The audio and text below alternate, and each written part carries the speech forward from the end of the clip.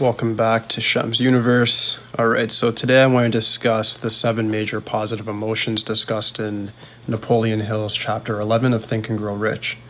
Alright, so we're going to get right into this today. So number 1 is desire. Desire is exactly what's illustrated in chapter 1, where he discusses having a burning desire for a purpose. Once you have that burning desire, that gives you passion, and that's going to give you a very strong willpower to achieve what you want to achieve. So once you have that desire, you pretty much are immortal. You're in God mode in your head. You can just get whatever you want because you're going to do whatever it takes to get it. You're not going to stop no matter what the obstacles are. And that's really, really important for people to realize.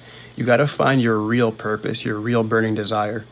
I had a rough day today, and literally I thought about it and I'm like, do I have a burning desire or no?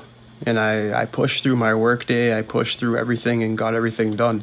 Because of that desire, I understood that at that point, if I have a real burning desire, no challenge is too much. You got to pursue, you got to persist through it, I should say. All right, so that's the first one. I think that's the most important one in my eyes. The next one is faith. So number 2 being faith, that means having faith in yourself and faith in your purpose. I think that conjoins with number 1.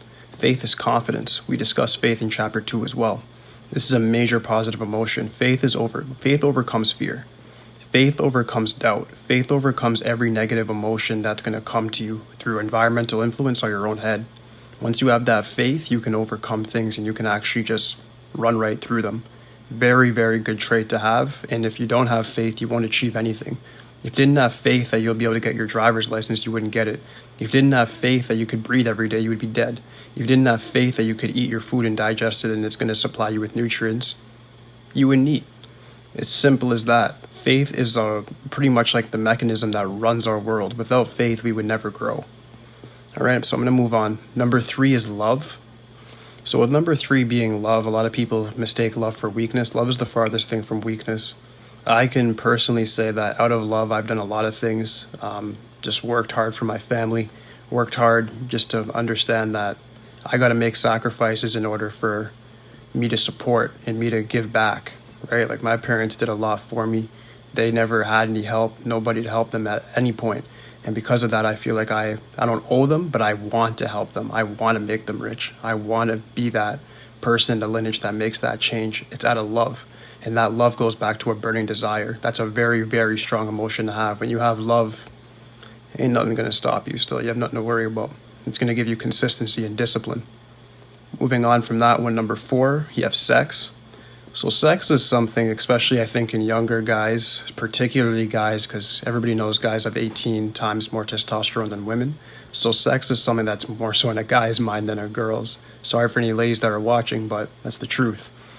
So when I discuss sex, especially in the book, people mistake sex for, we're just talking about getting laid or having sex with a lot of chicks or girls wanting to get whatever, banged by a bunch of guys.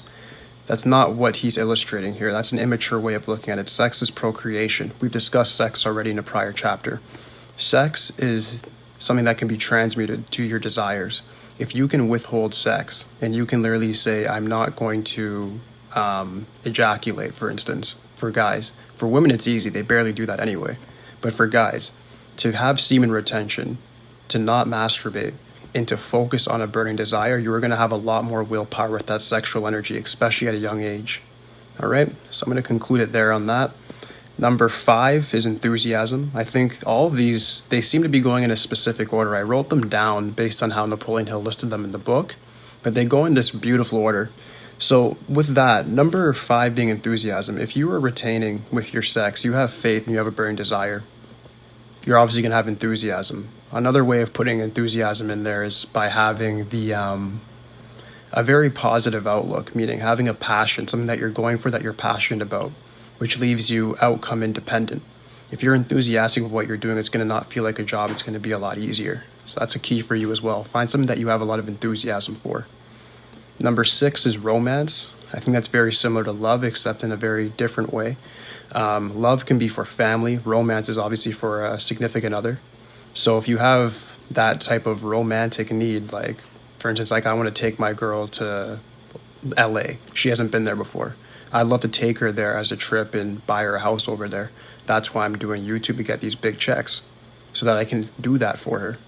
Romance is something that can make you have a wider imagination and be more creative. So that's going to be particular to any individual.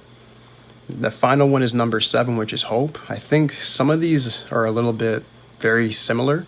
With number 7 being hope, I mean, that's similar to faith in my eyes. I don't really have much of a definition for hope in that sense. I think anybody can just understand that faith and hope are pretty much the same thing. So if you have hope, meaning you have faith in your burning desire, you will achieve, because if you actually can maintain that hope, you will keep doing things to achieve your aims. All right. The next chapter I'm going to go on is not even actually the next chapter. I'm going to go on the 7 major negative emotions in the next video. And then we're going to move on to the next chapters of Think and Grow Rich after that. We're almost complete now anyways. All right. So thank you guys very much for watching. Please like, subscribe, and comment. And that's it. Thank you.